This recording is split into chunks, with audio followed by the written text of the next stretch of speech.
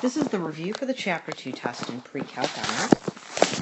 The first problem is from section 2.1, page 150, number 71. It's about Taurus law, and it says, a tank holds 50 gallons of water, which drains from a leak at the bottom, causing the tank to empty in 20 minutes. The tank drains faster when it is nearly full because the pressure on the leak is greater. Taurus law gives the volume of water remaining in the tank after t minutes as V of t is equal to 50 times 1 minus t over 20 squared, where t is between 0 and 20. In part A, they want us to find V of 0 and V of 20. Well, V of 0, if you plug in 0 for t, you're going to get 50 times 1 minus 0 squared, and 1 squared is 1, so the answer is 50. And when V is 20, you're going to get 1 minus 20 over 20 is 1, so 1 minus 1 is 0, 0 squared is 0, and 50 times 0 is 0. What do your answers in part A represent? Well, in part A, it says when the time is 0, there are 50 gallons in the tank. And when the time is 20 minutes, there are 0 gallons in the tank because it took 20 minutes to drain. Part C says make a table of values from 0 and then use 5, 10, 15, and 20. So, for the time and the volume, when the time is 0, we already know the number of gallons was 50. Oops, let's do that. 5, 10, 15, 20. And when we got to 20 minutes, we already know that the answer was 0 for the volume. That means that 5, 10, and 15, they better be less than 50 because it can't be more than 50. So when I plug in 5 for t, 50 times 1 minus 50 times 1 minus 5 over 20 squared is going to give me 28.125 gallons. 50 times 1 minus 10 over 20 squared is going to give me 12.5 gallons. And 50 times 1 minus 15 over 20 squared is going to give me 3.125 gallons. The next problem is on page 152, number 81, also from section 2.1. It says you place a frozen pie in the oven and bake it for an hour. Then you take the pie out and you let it cool before eating it. Sketch a graph, a rough graph, of the temperature of the pie as a function of time. So I'm going to make myself a little coordinate plane here. And time is going to go on the x-axis and temperature is going to go on the y-axis, since we want to make the graph as a temperature as a function of time. So you start by putting the frozen pie in the oven and you bake it for an hour. So what's going to happen? Well, the temperature starts at whatever the frozen one is. It's probably like 32 degrees Fahrenheit because that's freezing. So we'll say it starts and then it heats up, right? So it's going to go up. Then you take it out of the oven, right? So as you take it out of the oven and you put it on the stove to let it cool, it's going to cool down. But it's not going to go down as sharp as it did baking. It's probably going to go like this. Notice that when I drew this graph, it didn't go down to where the graph started. This is going to start around 32 degrees because we'll just say that's what it is, because that's freezing in Fahrenheit. But where is the temperature of the pie going to stop? The temperature of the pie is going to stop at whatever the room temperature is. It can't get any colder than that. So you would have a graph that would go up sharply at first, but as the cooling process goes on, it's not going to cool as quickly, and it's only going to go down to room temperature. The last problem from section 2.1 is number 76 on page 151. It says, in a certain country, income tax, T, is assessed according to the following function of income X. It's $0 if the person makes anywhere from $0 to $10,000. The tax rate is 0.08 times X between $10,000 and $20,000, and it's $1,600 plus 0.15X if you make more than $20,000. So in part A, we want to find out how much tax you're going to be charged if you make $5,000. Well, according to this piecewise function, if you make $5,000, you're going to be taxed nothing. How about if you make $12,000? Well, if you make $12,000, you're going to be taxed in the middle rate. So you're going to multiply 0.08 times 12,000, and you're going to be taxed $960. Well, what if you make $25,000 a year? You're going to be taxed at $1,600 minus, nope, not minus, plus, sorry, 0.15 times $25,000. And you're going to be taxed $5,350. From section 2.2, we're going to use page 162, number 79, as our review problem. It said, as a weather balloon is inflated, the thickness T of its rubber skin is related to the radius of the balloon by the function T of R is equal to 0.5 divided by R squared, where T and R are measured in centimeters. Graph the function T for values of R between 10 and 100. So basically, I'm going to make myself a table. So R is your radius, that's your input. T, the thickness, is my output. So I'll do maybe 10, 20, 30, 40, 50, 60, 70, 80, 90, 100. So when I plug this in my calculator, though, I'm going to start getting some nasty answers. So 0.5 divided by 10 squared is already going to give me a thickness of 0.005 centimeters. And then 0.5 divided by 20 squared is going to give me 0.00125. In other words, the bigger the radius of the balloon, the thickness of the actual balloon is going to decrease.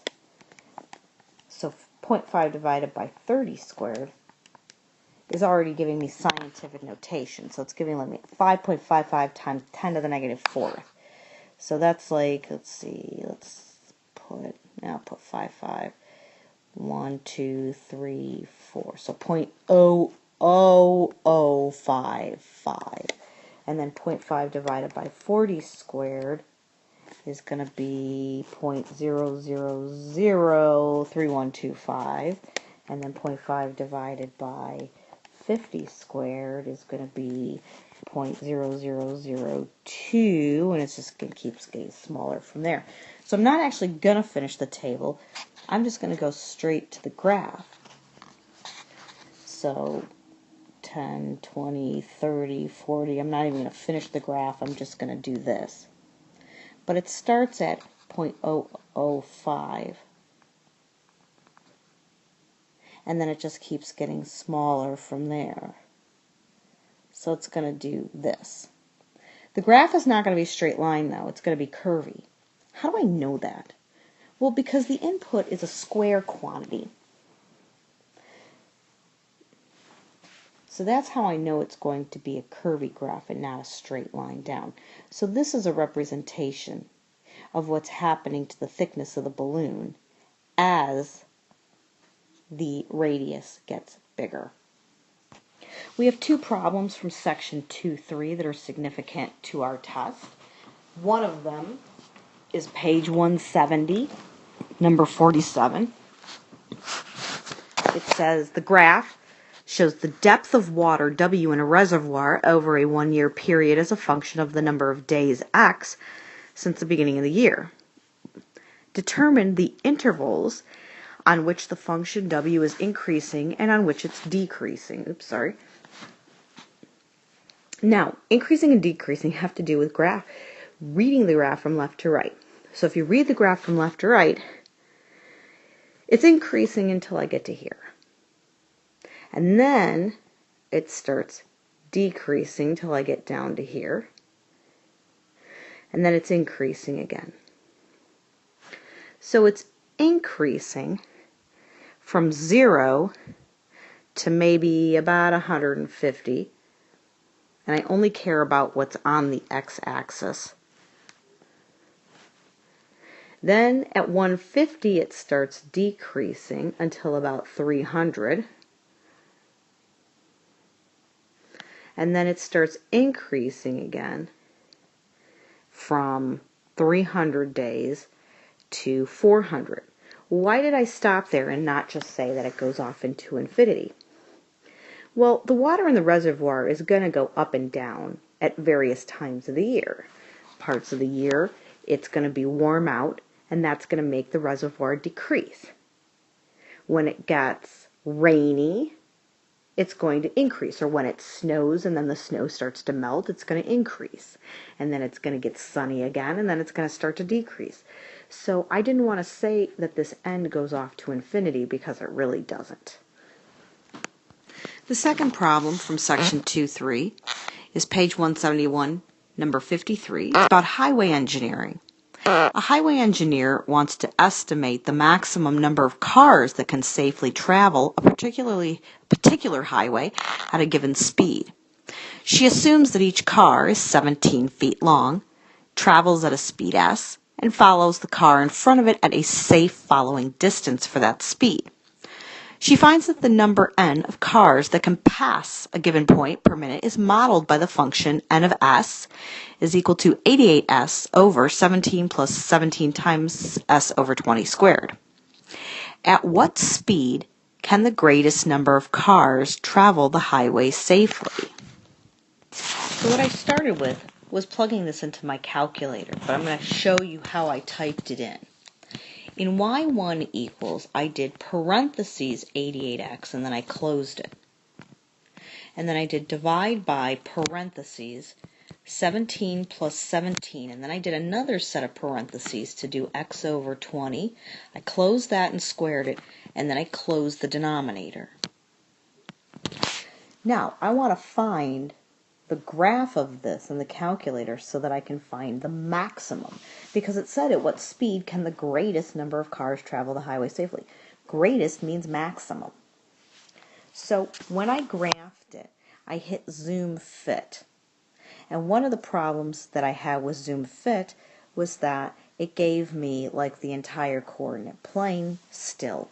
I know that in this particular problem, the speed cannot be negative, and the number of cars on the road can't be negative, because the smallest speed is 0. You can't go less than 0.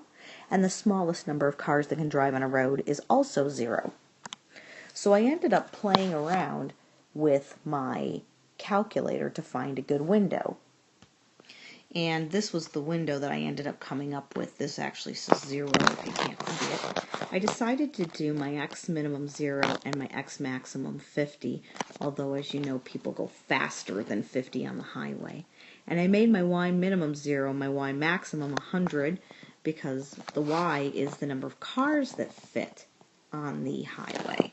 So when I used that window, this is the graph I got. In order to find the maximum, which is somewhere in here, I went to my second calc. I found maximum. And then for my left bound, I put my cursor somewhere over here. Anywhere over there to the left of the hill is fine. And then I hit enter. And then I moved my cursor somewhere over here to the right of the hill when the graph started going down again. And I hit enter, and then I hit enter again at guess. And it told me that x was 20. That means at 20 miles per hour, the greatest number of cars can travel safely, because above that, then all of a sudden, it's not as safe as it was. Remember, section 2.4 was about average rate of change. So I picked Problem number 25 on page 178 is our review problem. It's about population growth and decline. It said, the table gives the population of a small coastal community for the period between 1997 to 2006. Figures shown are for January 1st in each year. Part A says, what's the average rate of change of population between 1998 and 2001? Well, to find the average rate of change, these are our x values, these are our y values. So I'm going to do 1591 minus 856 divided by 2001 minus 1998. So I'm going to get 735 in the numerator and 3 in the denominator, and 735 divided by 3 is 245. That's 245 people per year. In part B, we want to find the average rate of change of the population between 2002 and 2004. So in 2004, I have 826 minus 1483, and then in the denominator, 2004 minus 2002. You should know ahead of time you're going to get a negative answer because clearly the population decreased. Because 826 divided by 1483 is negative 657, and this was over a 2-year period. So they actually were losing 328 and a half, so about 329 people per year.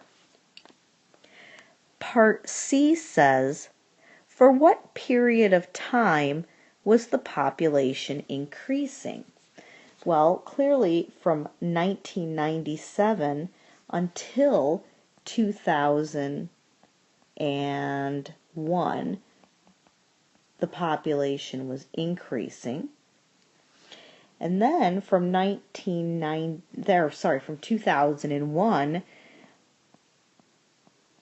until 2006, the population was decreasing. From section 2.5, I chose problem 89 from page 190. It said, the annual sales of a certain company can be modeled by the function f of t is equal to 4 plus 0.01 t squared, where t represents the number of years since 1990, and f of t is measured in millions of dollars. What shifting and shrinking operations must be performed on the function y equals t squared to obtain the function y equals f of t? So when we start with y equals t squared, and then we look at y equals 4 plus 0.01 t squared, there were two operations that took place. One of the operations is that it shrank by a factor of 0.01, and the reason it shrank is because the number being multiplied by the original function was between 0 and 1. It stretches when that number is greater than 1. This is a transformation of moving the graph up 4 from the original graph of t squared. Then in part B, it says, suppose you want t to represent the number of years since 2000 instead of 1990. What transformation would you have to apply to the function y equals f of t to accomplish this? Write the new function y equals g of t that results from this transformation. Well, if you think about this on a graph, and you started at 1990, but you instead want to start at 2000, that means you have to move the graph to the right 10 units. Well, how do you display that in an equation? Well, in an equation, you would display that by putting t minus 10 in a set of parentheses. That's a shift of 10 to the right, and that would start us at 2000 rather than 1990. From section 2.6, I chose number 61 on page 197.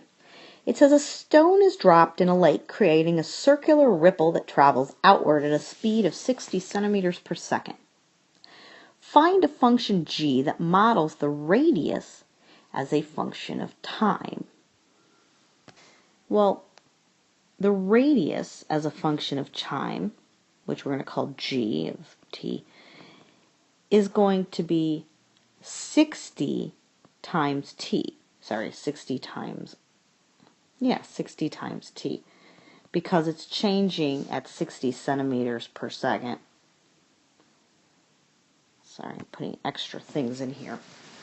So the radius is defined by 60 times t.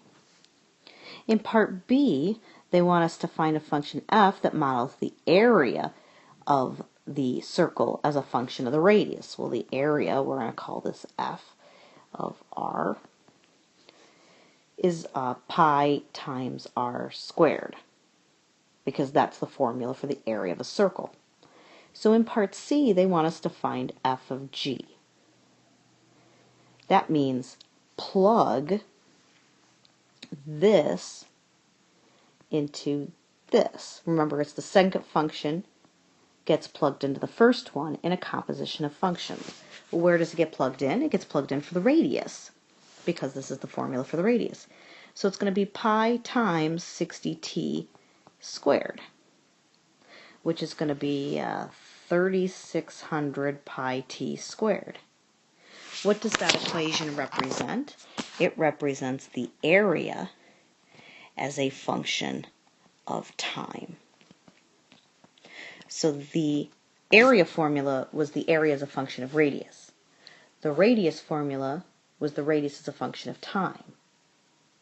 So the composition of those functions must be the area as a function of time. The last problem is from section 2.7, page 206, number 83. It says, as blood moves through a vein or artery, its velocity v is greatest along the central axis and decreases as the distance r from the central axis increases. So if you look at the picture, this is r. For an artery with a radius of 0.5 centimeters, v, the velocity in centimeters per second, is given by the function v of r equals 18,500 times 0.25 minus r squared.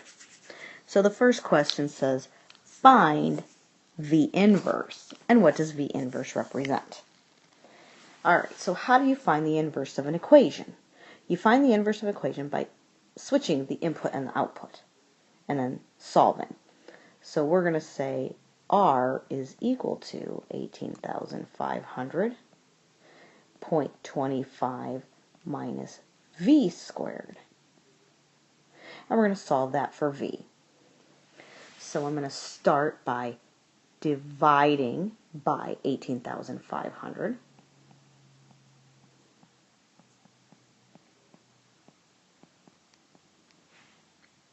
I'm going to subtract the 0.25. I wrote it wrong here, sorry. Let's write it correctly. 0.25. So I'm going to put minus 0.25 is equal to negative v squared. I got to get rid of the negative, so I'm going to multiply everything by negative 1, which basically takes these two and switches them. And then I get rid of the square by square rooting.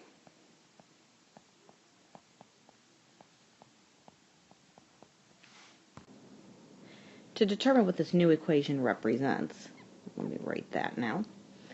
The original equation was the velocity of the blood flow as a function of this value r, which was this here, this thickness of the vein. So the inverse must be the value r. I shouldn't have made that all nasty looking. There's r. The distance from the central axis, I guess is what they called it. as a function of the velocity of the blood flow. So it's really just the reverse. So I should say that's A. It's the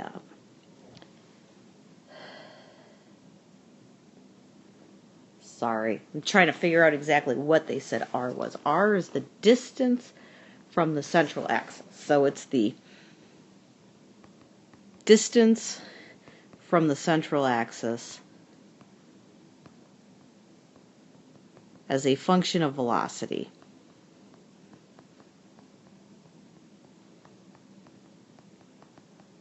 Because inverses are just the reverse of the original function. Then in part B, it says, well, then find V inverse of 30 and determine what that means. So when I plug that in and evaluate it,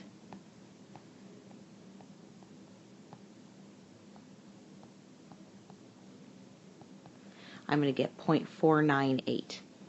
And that value says that when the distance from the central axis is 0.498, so when R is 0.498, the velocity is 30 centimeters per second. And that is the review for the Chapter 2 test. Notice that everything was pretty much a word problem. That's because everything in this particular chapter was a review of stuff we did in Algebra 2. So in order to make it more pre-calcish, we did all the application problems that went along with all these topics.